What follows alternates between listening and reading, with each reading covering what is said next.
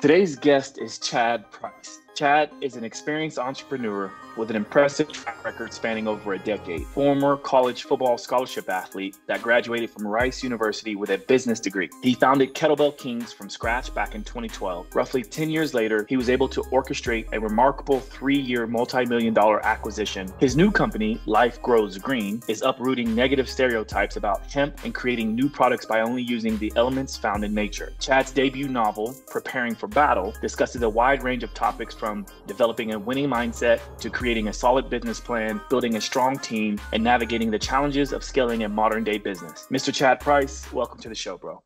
Welcome to Simply Walk the Talk. Our bodies and minds adapt to what we do most of the time. If you want to change your body and mind, you must change what it is you do most of the time. This podcast explores all things health, wellness, fitness, lifestyle, and biohacking.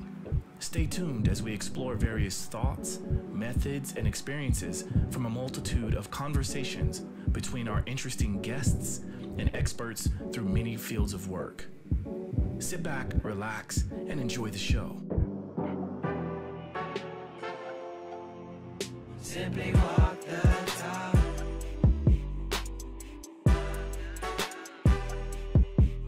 Simply walk the talk.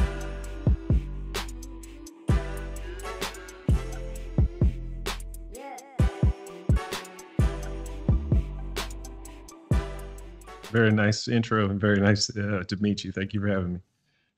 Yeah. So, this is something we've been trying to schedule for a little bit, and like we talked about before recording, I'm traveling the world. I'm in South America right now, and this is a bit of a whirlwind past 24 hours for me. But I'm happy to sit here with someone that seems to be doing some of the things that I like to do. So I think we're kind of on the same page, and I thought it would be very interesting to talk about the ways you've gotten to where you are now. And so I think maybe we just start there. Let's talk about how you got into what you're doing today, and what is sort of your mission behind the things you're doing. Sure. I grew up in a small town in Texas, and I played pretty much every sport under the sun. That culminated in me getting a scholarship to Rice University, where I played football. Even growing up, I knew I wanted to kind of leave the small town and make something of myself one day. And I think that kind of childhood journey still kind of inspires me to go after bigger and better things. But for me, my background in sports kind of led me to entrepreneurship and really just kind of being competitive in sports and as a business professional. So after I graduated, I was in corporate America for a little bit of time. And I think like everybody else, you try to figure out if you're going to stay in corporate America or start your own business. And for me, I realized that, if I was going to start my own business, I needed to go ahead and jump in with both feet, and ended up doing that with Kettlebell Kings and a couple other businesses at the time. And Kettlebell Kings being my most notable company that actually took off. And 10 years later, here I am, writing a book about it and moving on to my other entrepreneurial journeys. Yeah, it's incredible. And there's a lot of synergy and similarities. It sounds like you mostly were doing football. At least that's what got you to Rice University and things like that. I was in a similar path in that I played basketball, and I started very young being an entrepreneur because I was able to see my parents, both my mom and my dad, but particularly my father. He was someone that has a martial arts school. He was the chief of police in my hometown, a very small hometown in Oklahoma. And he also was a plumber, carpenter, massage therapist. He was doing a whole load of things. And I remember when I was right around 12 years old, I went to my first entrepreneurship camp at Oklahoma State University. And that was because I knew that I wanted to be an entrepreneur, because I saw that there was loads of people in my orbit working for the system, right? Like being in corporate America, doing a 9 to 5, only being able to go on vacation when they were told they could. And then here I am seeing my dad doing all the above, mostly to keep the lights on and keep food in our bellies. But it was also, it showed me that, like, if you really work hard at something, you can sort of do whatever you want. And I took that mentality and eventually moved to New York, which is kind of, if you can do it in New York, you can do it anywhere, right? And so that's why I thought it was very compelling for us to have a conversation, because I do see the similarities.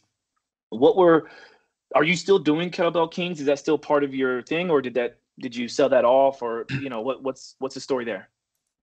Yeah, so we sold that company in November of 2021.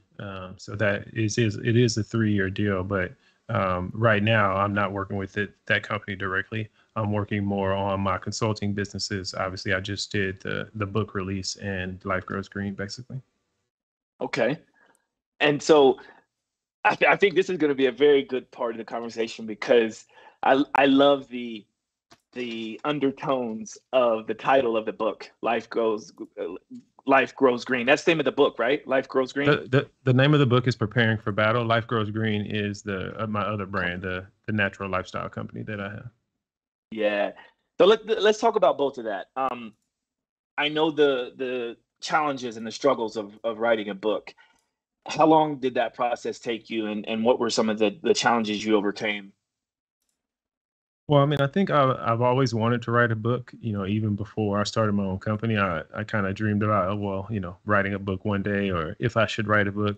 I didn't really know what I would write about at the time. So culminating that 10-year journey just seemed like a perfect time and a perfect kind of chapter to capture in my life and try to put on paper and help other people who are potentially in a situation where they're thinking about starting a business or thinking about transitioning from, a W-2 to entrepreneurship, and just try to get you mentally prepared for that. I think the main goal for me was to get you to get you prepared. So it took me, the whole decade to put the knowledge together, but it probably, once I started putting things on paper, it probably took me about 6 to 8 months to get everything finalized. Beautiful.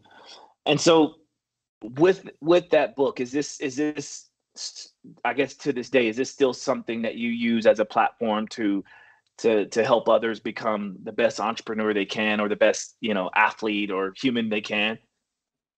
Yeah, I mean, I look at it as, if you have kind of ambitious goals, you're going to find yourself in a position of leadership. I think it's hard to avoid leadership roles when you're trying to do something that's difficult. So you will need to be able to, motivate and inspire other people to do things that maybe they don't even believe with themselves they're capable of. And I get a lot of that from my background in sports. And, you go into battles in sports and you have to kind of leave it all on the playing field. And that's kind of what I try to prepare people for mentally. I think a lot of people who maybe don't have that athletic background or haven't been put in positions where they've gotten to compete on a high level in a consistent way. I think entrepreneurship beats people down when you first start, because it's just obstacle after obstacle to overcome, and that kind of just becomes a part of the journey, and when you're used to it. Yeah, it's because I travel so much, especially throughout like Europe and parts of the world outside of the US, I noticed that there is a stark contrast between this mentality of team sports from a very young age, which is very evident in the US. And I recall back when, I guess there was a time when I would be preparing for interviews and things like that. I always thought it was fascinating that on the interview sheet or whatever, there was always the question of, did you play sports or whatever? And I think now, looking back on that, it's important because it shows a potential employer that this potential employee would be prepared for this team environment. And then when I travel around the world, I see that's not as much of a consideration, right? It's like, yes, you can go and you can play for your city or your country, you're the national team and things like that, but it's not as ingrained from a very young age as it is in the US. So I think that's very fascinating, and it's just something worth mentioning, because I do think there's a number of great things we can learn from playing team sports. It's not always the best, right? Because obviously we have some toxic situations and things like that, but I do think it's very powerful. And so I'm glad that you're able to speak on that. Yeah, Yeah, go ahead. No, I was going to say, yeah, I mean, I think you're spot on. And I go even further and I say, I think more people should kind of be forced to play sports when they're younger because it gives you a reference point of how to work on teams and get through life. And you don't win it's not, it's not about winning or losing. I think it's about having the ability to overcome obstacles as a team and put your emotions aside, put your own personal priorities aside. It's a lot of maturity that goes into being a good teammate. And when you don't learn that lesson when you're young and you wait until you have to get into a career, then it doesn't really benefit you that much to kind of go through those bumps and bruises as you're an adult trying to earn a salary and make a living. Absolutely. And I know that there's this cliche saying of, in order to be a good leader, you must be a good follower. And what I think what that shows in this whole team aspect, it shows that directly in real time. Because, like, again, I can talk from a basketball perspective, but even from a football perspective, you've got quarterback who is usually has to know all of the different positions of every single facet of the game, right? The defense, the offense, each position. And the same goes with a point guard in basketball. And once I absolutely learned that, I didn't learn that until late, but once I learned that, I thought, wow, this isn't, I being a point guard and a shooting guard, I am basically a representation or an extension of the coach. But yet the coach has to rely on the point guard to carry out, right, these said things. So that even the coach, who is the leader, is having to rely and follow what the point guard is doing, and vice versa. And so when you apply that to a company, I think it's brilliant, actually. I think it's quite useful. So yeah, it's good to speak on that. So let's gravitate towards life grows green, because I like to talk a lot about plant medicine and then the various different types of plant medicine. We've talked about it like numerous amount of times on this show. But I'd like to hear from your perspective how you leverage that, and what you're doing with that whole concept. Sure. One of the things I was never really able to touch on with the other businesses that I created in the fitness space was like lifestyle type products, and that would include like supplements and things like that.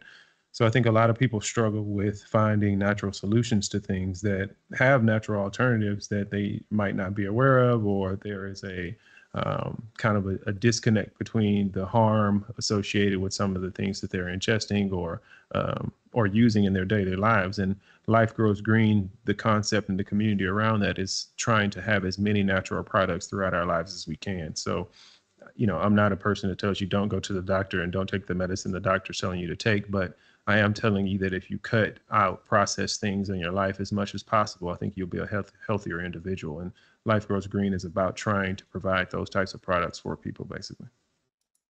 And do you have, I guess we could pull that up, because I'm curious to see, like, are you just speaking on these various substances, or are you actually selling different products and things like that? How does it work? Yeah, so basically, like a lot of the products we have right now be like hemp-based products and things like that. So you'll have like, hemp protein powder, different types of CBDs, sleep agents, different things like that. But they're all going to be natural, organic, lab-tested solutions. That it's not going to be anything processed or pharmaceutical solutions.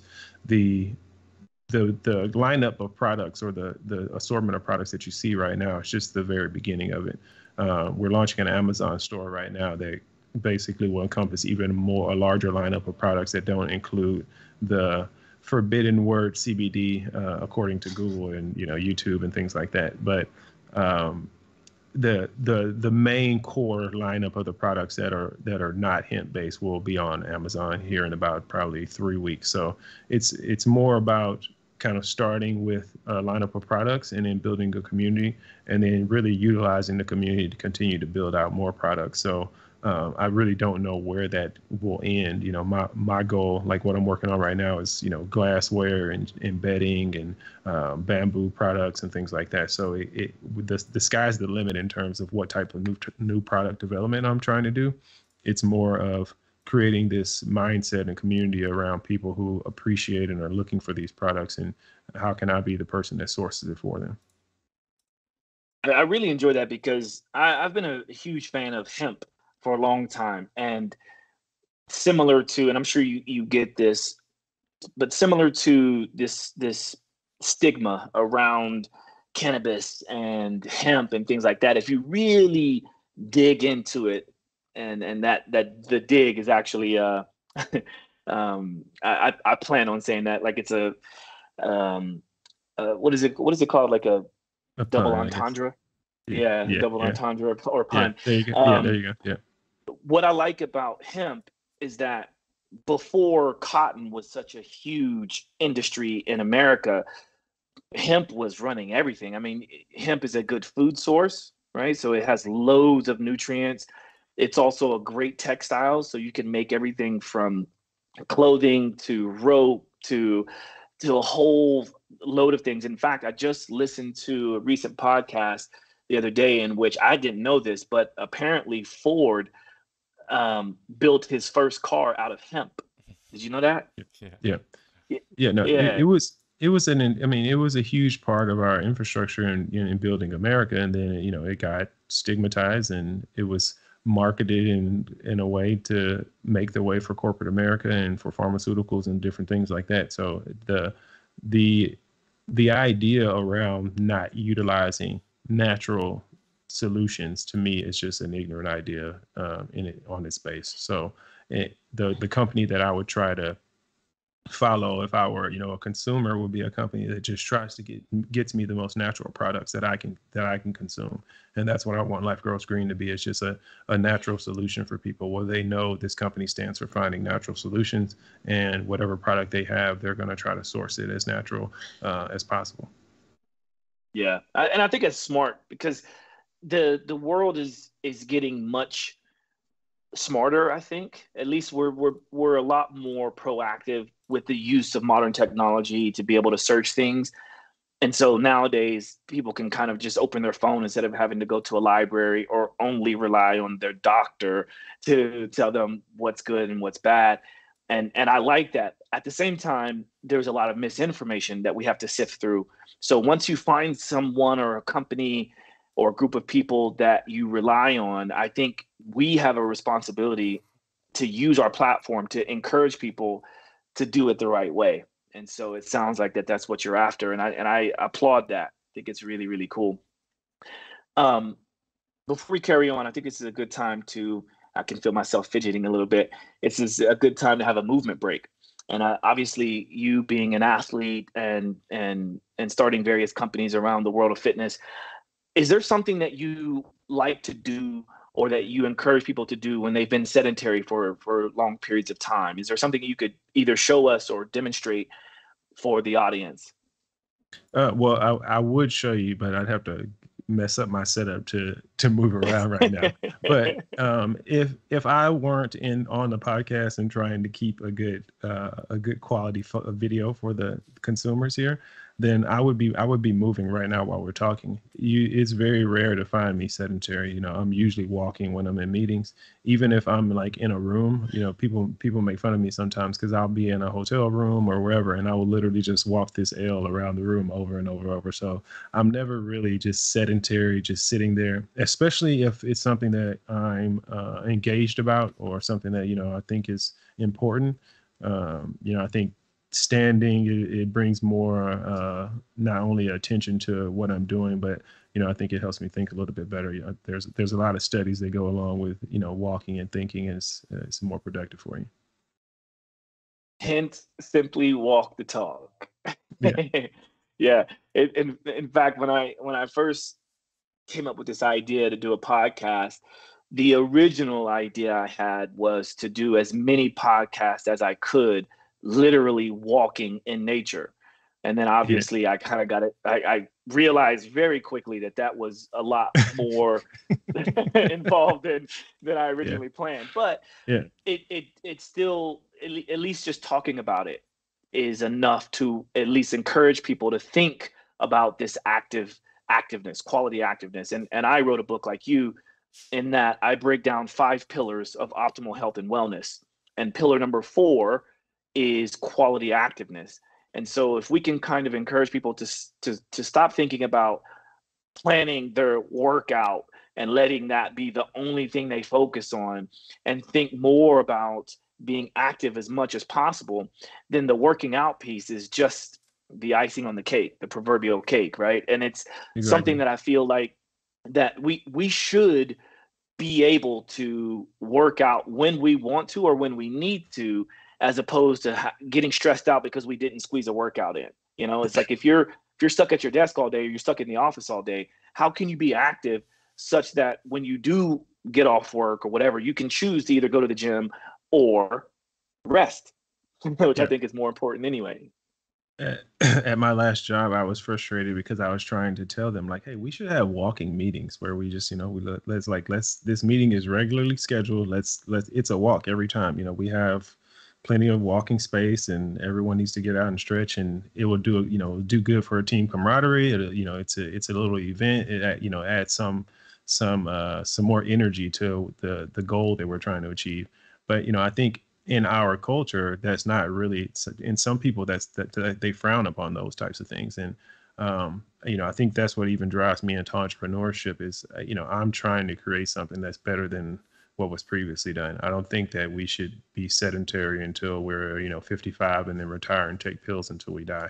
I like to create a world in which the places we work in, the goals we try to achieve are more active and interactive. And, as we're doing this, we become stronger and better individuals as well as the companies and the initiatives that we have grow and we achieve those goals. So at the end of the day, I think being active and trying not to be sedentary is what I would suggest versus like, what do you do when you've been being sedentary so long?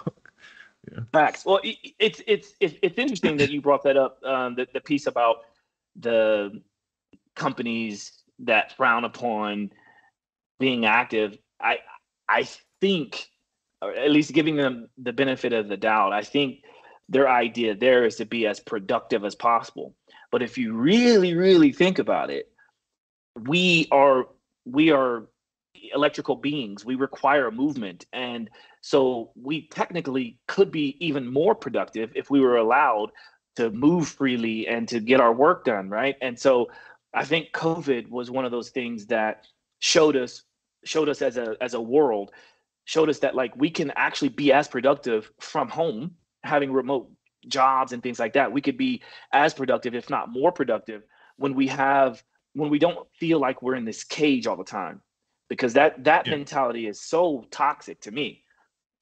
I mean, I think if we're being completely honest with ourselves, I think we all know like the reason we go to a quote unquote office to be productive, especially given all the technology, is because, frankly, employers don't trust employees to be as productive at home. They think you're going to get distracted or just not be as committed, in your home environment. And I think because of the generation that I come from and the way I view technology and the way I've been able to utilize technology in my businesses, even before COVID, we were the same company. So for me, COVID was like, thank you guys for finally joining us on this journey. And it was literally like, people were calling me surprised, like, oh, you've been doing this the whole time. And I'm like, yeah, I was telling you that you should have been operating your business this way, because it's not only is it more effective, but you should, it's not saying you can't have an office, but the majority of your business shouldn't rely on some geographical location where you find the best talent in the world. And I think that's a naive approach to business nowadays, where you think everyone's going to live within 20 miles of some facility that you have, and yet you're going to be a global multi-million-dollar brand. Well said. Well said. Yeah, it's like, I agree with you. I was similar in that. I don't even remember what year this was. I think it was like 2013 or 2014. I did, at least as far as I know, one of the first contracts. It was with Microsoft and Skype, which is the platform we're on now. But I did a contract with them for 9 months to show people that you could utilize Skype to do more than just calling your family abroad or whatever, right? Like, so they hired me to show that, like, oh, there are people out there in the world that are using it to train people, to train my various clients and things like that. And so I already had this infrastructure built. I already had lighting. I already had a good camera setups. I understood all the nuances of how to train people, like being able to monitor what they have in their room to say, oh, you know, you can actually do a push up here, or you could do a squat there.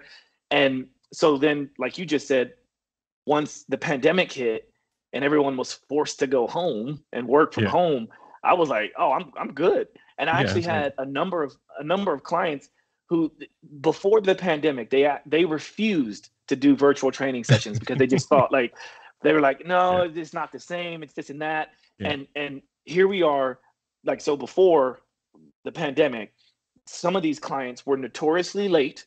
Why? Because, you know, let's face it, we're in New York City trying to, Yeah. you know, hop on a tread, or not a treadmill, but the subway to get to a place. And then you have to factor in the time to get away.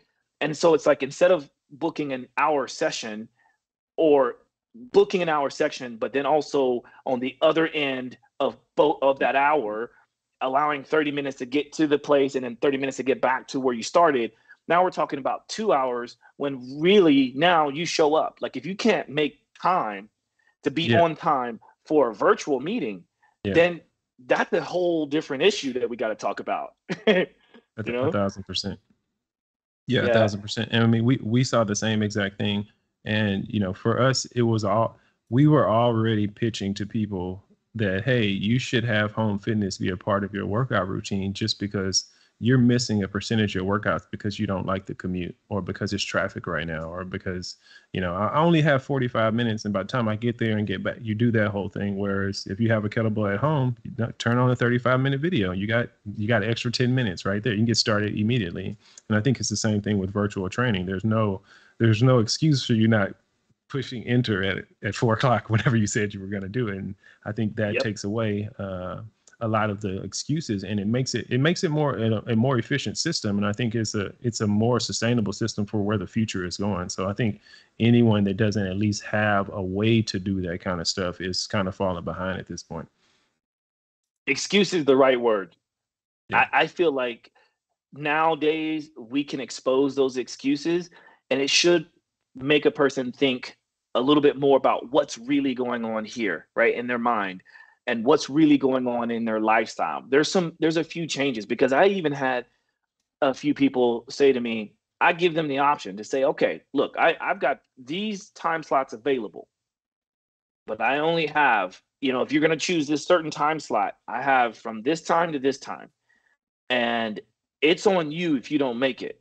It's on you if you spend 20 minutes trying to find your charger, or you're trying to get the lighting set up perfect. Like, that's Yeah. on you, right? Yeah. And so if I'm showing up, right? It doesn't matter if I have been in 3 cities in 24 hours, I'm showing up. I mean, I literally had that happen right before this podcast call. I had a Yeah. client that missed the call and wanted to make up for it. And I was like, well, we can, but we got to try to do it later in the day. And, you know, you're going to get charged twice for it. So Yeah. I like to take away excuses. And that goes back to the life grows green, because you don't need the over-the-counter medicines when you're living properly, when you're living naturally. And I talk a lot about grounding. And grounding is one of those things where, just like life grows green, it's very natural. You can go outside, take off your socks and shoes, because let's face it, we live in homes and environments today when we're insulated, which means we are not connected to the earth's energy. But when we go outside, we're not only getting the potential to connect to the earth's energy, but we also get the elements, right? We are supposed to be going through the different seasons. Our bodies are designed to be going through different seasons. We're supposed to feel cold when it's cold out. We're supposed to feel hot when it's hot out. We're supposed to have light or no light, right? And so just stepping outside sometimes helps to rebalance that circadian rhythm. But when we forget that we live in this natural world, we become very unnatural. And I call it a disconnect, like you said earlier. When we can think of ourselves as a docking station with the earth, then everything else becomes so beautiful. And I know this sounds very esoteric, but being that you have a company built around that, I figure you could relate. No, for sure. And I tell people, because I deal with both sides of things, and I've always tried to be like, the middle ground mediator of communities. And, so there'll be skeptics who will say stuff like, well, where's the scientific proof of grounding? And I'll say, well, do you think it's going to hurt you? Like, do you think you walking, on the earth barefoot is going to hurt you? Do you think is there a list of side effects like you do when you take your prescription drugs? Like, do you have that issue? And I think just trying to go on a positive and natural journey leads you to the things that you feel benefit you the most. So it might not be grounding for you, but grounding, natural products, anything that's a natural solution for you living a more positive and kind of overall better well-being. I think that's the mission. And I think that's where a lot of things align, where it's just like, it's about going on that positive journey. If grounding doesn't work for you every day and you don't feel the benefits, I'm not going to be the person to force you to do it. But there are solutions to your ailments and to living a positive experience that you don't have to go and take, drugs or have pharmaceutical solutions for. I'm glad you touched on that, because if there was a side effect of grounding, imagine this now. If there was a side effect of grounding, the only known side effects that I know of right now is when a person is already taking a blood pressure medication. Right? So if you're taking a blood pressure medication and you get lots of grounding, then you might have to go back to your doctor and say, hey, I'm grounding, and I've heard that this can help to lower the blood pressure, so we might need to adjust the medication. But then I think, why should we be on the medication in the first place? Yeah, exactly. Right? Exactly. Right? And to me, that's what I'm saying. To me, that just starts the journey. So the grounding is not the end of the journey. That's just the beginning of the journey. It's just one aspect of a more positive and natural being. And I think ultimately, like you say, I think information is leading us back to that, or at least it's leading a portion of us back to that. And the people that are trying to find that, they have to make their way through all of this misinformation and misleading marketing materials and labeling practices and things like that. So I'm trying to create a community of people who can trust the community, who hold the community accountable, and are really looking to build those types of products, whatever products that is. I love that you brought up grounding, because that's something that we've talked about before. I think there's accessories to your quote unquote grounding kit. Like, those types of products can be natural products that you use, and even you imbuing a positive experience into something like grounding or meditation, like that has a positive effect on you, whether or not you want to believe it or not. It's a mental thing that, even if it's just a placebo effect in your mind, it's still factual. Well said. That's one of the most useful tools to determine whether a product is effective or not, is to use it against the placebo, which means that there is some use for the placebo effect, right? It's powerful, and it's hard to explain. But what I can say to people is that if you want to understand just how powerful grounding might be, or let's not even say just grounding. Let's just say, if you want to understand how powerful nature is, hook up a grounding mat, whether you do a grounding rod into the ground itself outside, or you connect to a properly grounded plug, and then you put that out in the open where you might have pets or kids, and watch what happens. Because with pets, they almost always gravitate towards that feeling. And also keep in mind, if you have a pet and you allow that pet to be outside, and you don't put the shoes on the pets and all these different things, and you allow their paws to touch the earth, then you connecting to that animal, that pet, is also grounding, because you're getting it through, right? So you're closing the circuit, or allowing this loop to constantly occur. And so when you can notice that your pet have less inflammation, or they sleep longer and better on that specific area, you can't say to a pet, hey, I got a grounding pad for you, I want you to lay on that so you feel better. No, they just intuitively know that. And the same goes with kids. I have two small kids, and one of the first things I did when they were born is I made sure to have a grounding pad on the bed where they sleep. And that's been the case since they were born, you know? Yeah. So yeah, it's very, very Yeah. powerful. I'm curious about the size of your team. Like, do you have? I'm assuming you have a team of people that work for you. Like, what is the size of your team? How big is your company? I try to keep a quote unquote small team. So like with Kettlebell Kings, we probably had 5 people, 6 people at max in terms of like people who work on the company full time. But then that's a small part of the network. You have a pretty extensive vendor network of contractors and vendors who, I'm a competitive person by nature. So the vendors that I have, they're going to be in competition with each other to try to get the best results. And, that's kind of a never ending process. I think even when you're an entrepreneur, you learn that, you can have 2 people can have the same company and different experiences just because of the individual that was assigned to your account or the manager that was in charge for that time period or what have you. And so, my overall network is quite a bit bigger, but I usually try to have, let's say, 5 to 10 core people that I can kind of trust and count on, and then build out from there. Amazing.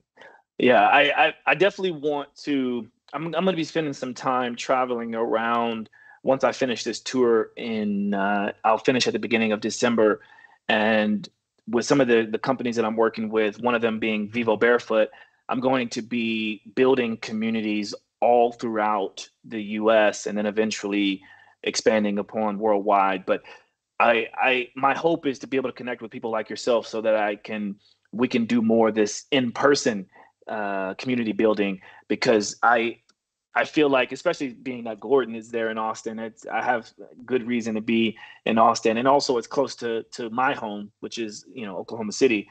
So I have a feeling we're going to be connecting and working together at some point in the future. I think it would be great. It sounds good.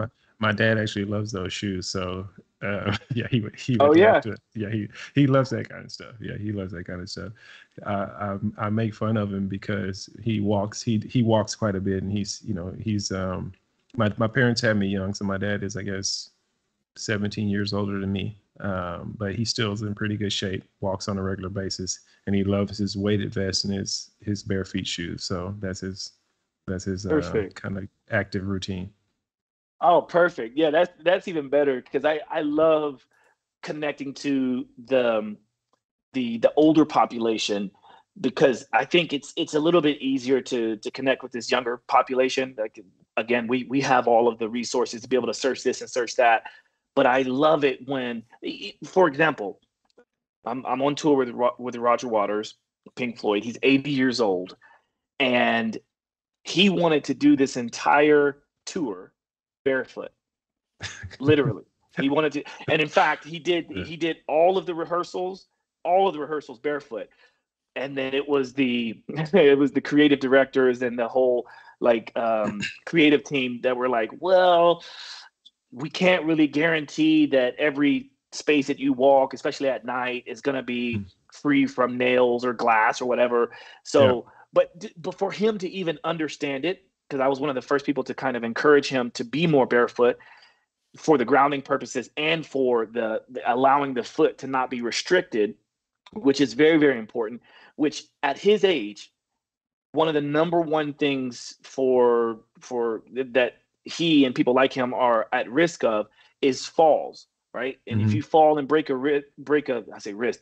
hip, which is a number one killer at these older ages, then how do we prevent that? Well, one, we strengthen them, we encourage mobility and get their system in check, but we also allow them to be as stable as possible, which is barefoot. So any layer of cushioning just sort of dumbs down that information or delays that synaptic firing from those neurons in the feet up to the brain and back. And so if you're 80 years old, or you're older, or even somewhat younger, we don't have that time to be able to react when that information is dumbed down. So when he understood that, he's like, okay, cool, I'm going to do the whole tour barefoot. And I was like, yes. And then, of course, I got into it with a manager one time because I would take my shoes off at work because you're sitting in an office for 8-10 hours a day. I'm like, I'm not like, my shoes are too, I have big feet first off, and then most shoes are too narrow for my feet. But either way, I was trying to explain to him, like, it's not healthy for anybody to sit there with these cramped on shoes for 10 hours a day every single day. It's like, no, you should not, that shouldn't be the standard. So I put on my shoes to go outside. I don't just sit around and squeeze my feet. Like, it's not a binding exercise. And I think a lot of people don't understand that. And I think we're finally moving into an era in which you can readily bring up information like this for people who are naysayers, and then they can just get out of your way and go on about their lives. And that's what I've been able to do. Well, I always like to bring up this idea just to get people to think, because I always like to say that anytime there's a question, there's an opportunity to educate. And so I always like to ask the question, do you know of a time in history in which someone rolled their ankle when they were barefoot? And usually the answer is no. Right? Now, if there is a person that hesitates and goes, well, I still think, okay, if you are able to find one person or two people or whatever, we're talking about history of man. And there are going to be some software or some hardware issues, right? Like where maybe you were barefoot, you stepped on a rock, and then maybe you rolled your ankle. But it's going to be far less aggressive than it would be if you had shoes on. And so that should make a person think, for one. And then two, back to the binding concept that you mentioned. We have examples in prehistory in which that was what destroyed the feet of certain populations, because they were practicing binding. Yeah. And and then even myself, like when I was playing basketball, I didn't understand what I know now, but I used to wear 1 or 2 size smaller than I actually am. So I wear size 12, but I was wearing like 11s or 10 and a halves, simply because I felt like it felt better when my foot was supported, right? Yeah. And then you hear about orthotics, and you hear about heel cups, and you hear about all these things, and I was wondering why are my feet starting to crowd, and why am I starting to get bunions? And and to this day I'm having to try to undo that, because there was a moment in time where I almost had to get bunion surgery. But why do that when you can just practice foot drills? We call it toe yoga, right? Or toga. And so there's these drills that you can do to stretch the individual toes, and you can flex them, and you can grab things. And, there's people to this day, there's people that don't have their arms, or that don't have use of their hands, and they can actually draw and paint and shoot bow and arrows and do all these things with their feet because they use them. But if you don't want to have full capabilities of your body, then go ahead and bind them in a shoe, and you get what you want. Yeah, exactly. Yeah. So before we start wrapping up, I want to make sure that I gave you the full capability of being able to talk about the things we wanted to discuss today, because obviously I can go down rabbit holes and we kind of missed the point. But is there anything else that you really feel like you want to promote, or you want to talk about with what you're doing with your entrepreneurship? I mean, the main thing that I'm promoting right now is the book. Just this is my kind of debut book, and it's really meant to help people who are thinking about starting that journey. I think I think a lot of times when you're starting to do something difficult, you don't know the pace you need to kind of set for yourself, and the intensity of that new kind of pace. And I think a lot of times that's where businesses fail, not necessarily in the business idea itself, but in the not realistic approach or expectations of how hard the journey might be. So I use physical fitness, and working out to me is almost like a calibration device. I tell people, like, becoming a multimillionaire is way harder than getting in shape. So if you think it's too hard to go to the gym, just don't start your own business, and you'll save everybody a lot of time and effort. But more importantly, I think what I'm trying to say there is that it requires a lot of effort and sacrifice. So whether it's my book or another book, I think you should be trying to consume information that prepares you to take on challenges that your current state may not be ready for. And if you have that mindset, I think that's what really preparing for battle is that it doesn't matter what's to come. I'm preparing myself for the ultimate challenge, that whatever presents itself, I'm going to tackle it. And do you find, like, do you, I guess I like to always talk about because this is a perfect platform to address any of the negative feedbacks or the concerns that people might have. Have you been faced with any sort of like negative feedback, or so because I'm asking you this because I want you Sure. to be able to voice your side of it. Sure. I think, I tell people all the time, if you don't play sports, I think people can look at the word competition and have negative connotation associated with it. People can look at the word battle and have a negative connotation with it. But I think when you play sports, you realize being competitive is a good thing. It has no malice to it. I'm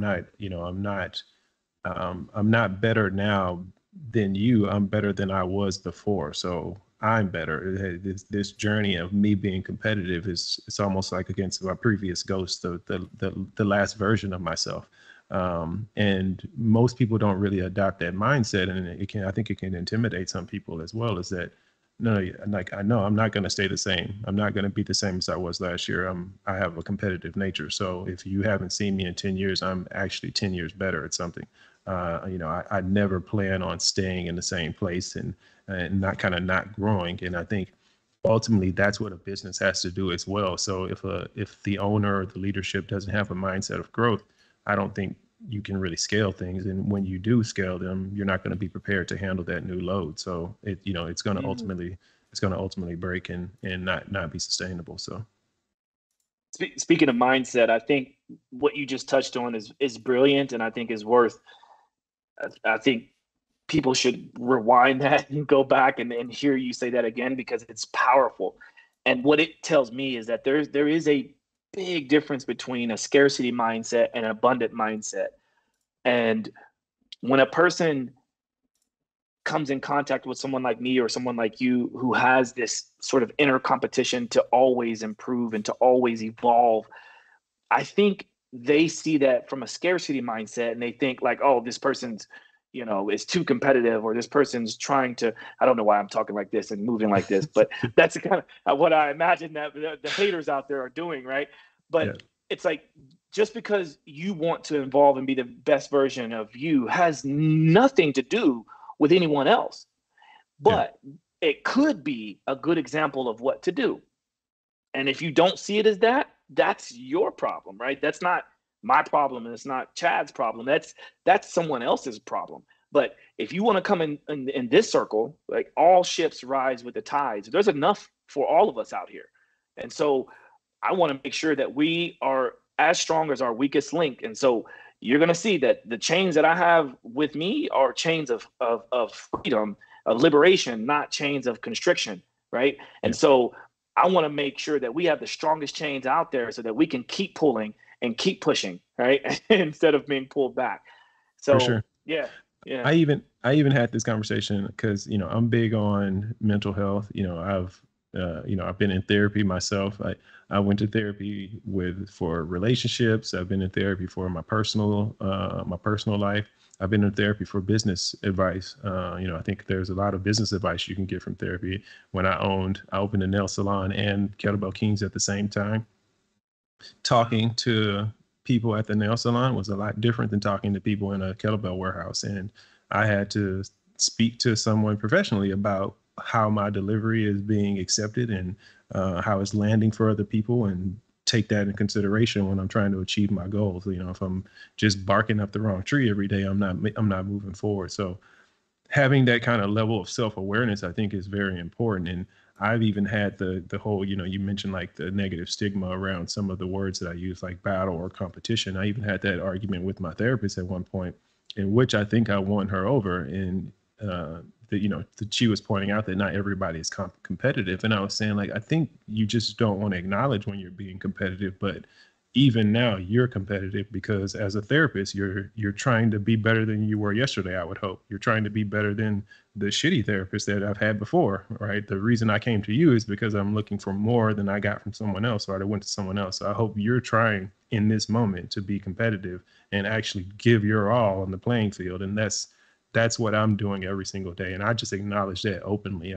I'm telling everybody that's what I'm doing. So there's no misconceptions where, I think a lot of times people don't like to to bring it up. It's more like, hey, don't come in the kitchen and mess up my recipe. And it's like, yeah, because you're in there being competitive, like you're trying to make something good and you don't want someone to mess up what you're trying to make good. And my life is like that. Like I'm trying to make my life in a way that I think is honorable, in a way that I think is something I can be proud to stand behind. And on that journey, I would hope that you're trying to do that too. And if you're not, that's kind of something that you have to figure out on your own. It's not something that I can pause what I'm doing for.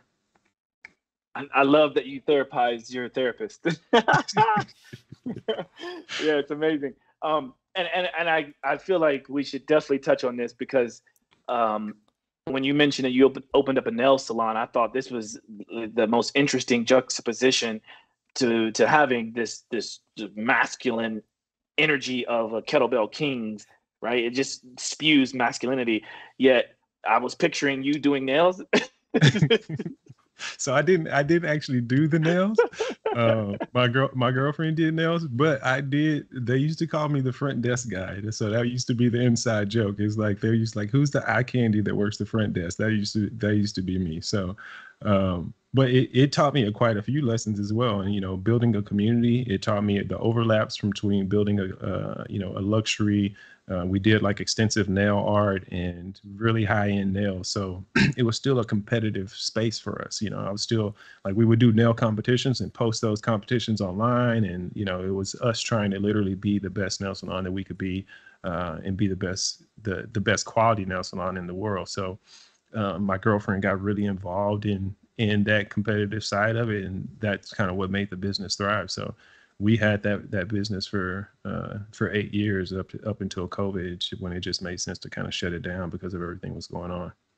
Yeah, well, it's impressive. I'm really impressed with what you've built and what it sounds like you're continuing to build. So keep up the good work. As we discussed before we started recording, I like to ask a couple questions for every guest because I do want to understand people beyond what it is they're presenting themselves for, at least on this show. And one of those questions helps me to kind of understand what kind of person you are, which is, what are your top 2 pet peeves? Like, what are a couple of things that just really bother you? And it can be about anything. It doesn't have to be about what we're discussing right now. But what are a couple of things that just get under your skin?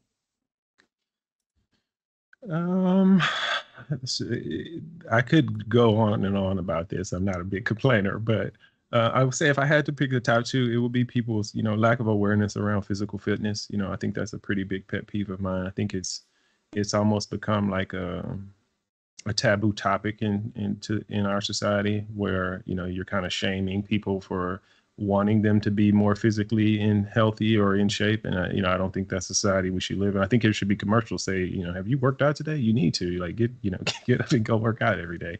But I think that part of society. And then I think just the polarization, I think, is probably a huge pet peeve of mine in society. I think people really want to jump to one side or the other and then draw a line in the middle and argue about it, where I think we all know things are not black and white most of the time. And even though you may want them to be, with your primitive mind is telling you that makes more sense and it logically feels better for something to be either left or right. I don't think most things are that way. So I think if we could put life and a lot of our choices into a perspective where we're not trying to make it so polarizing, I think we'd all live a lot happier life and get along a lot better. What is something you're most grateful for?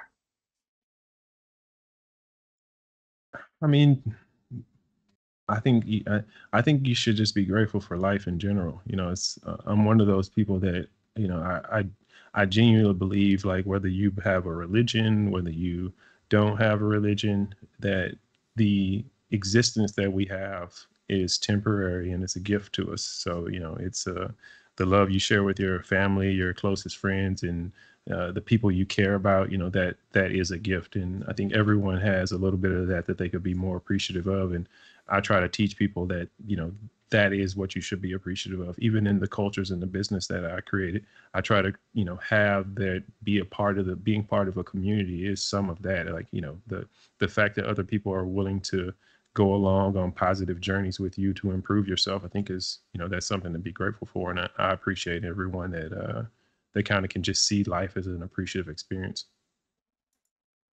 So we will definitely be posting and in the descriptions the best places to kind of follow you and your journey and all the things you're doing. But just for the people that are listening and watching, where are the best ways or the best places to keep in touch with everything you have going on? Well, I mean, I'm on all social channels at Real Chad Price. You can also find those and other things about me on my website. You'll be seeing quite a few website updates over the next couple of weeks. We have a really big website update that I'm working on right now, as well as I'm launching a Life Grows Green Amazon store. So that'll be a huge launch for us, probably double our product lineup that we currently have, and kind of take us into another chapter where we can actually, previous to now, I've been really trying to push the hemp and the CBD things, and going to go a little bit more mainstream with some of the product choices so I can get a lot more advertising and build more kind of traction in the overall community versus just that narrowly focused community right now. Well, when you do get that launched and you feel ready, maybe we can have you back on so we can discuss more about the different products that you've launched and the uses of it. I just think, if nothing else, it'd be another really cool opportunity to chat with you again, because I've had a really good time chatting with you. And also, I think it'll allow us to have other people understand more of these benefits of using things like CBD and hemp and all the other things you're going to be talking about. So Sure. If you're open to it, we definitely love to have you back. And for now, thank you for your time. Much appreciated. Enjoy Austin. And for all the listeners and viewers, thank you for your time and for listening up to this point. If you found anything useful out of this conversation with Mr. Chad Price or any of the episodes we've launched, please feel free to share, because it's an important way to support the show and to also spread the word of love and building community and whatnot. So thank you.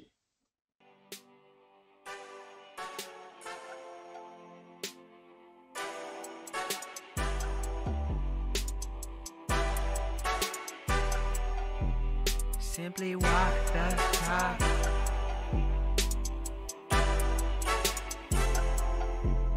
Walk the talk, talking facts. Move like me, but I move a little fast. Make my move, here to last. Fasten these seatbelts, I'm coming past. Take care of me, longevity. Hack my biology, better believe. Walking the talk, soul, mind, and body connected. Better come give us a listen.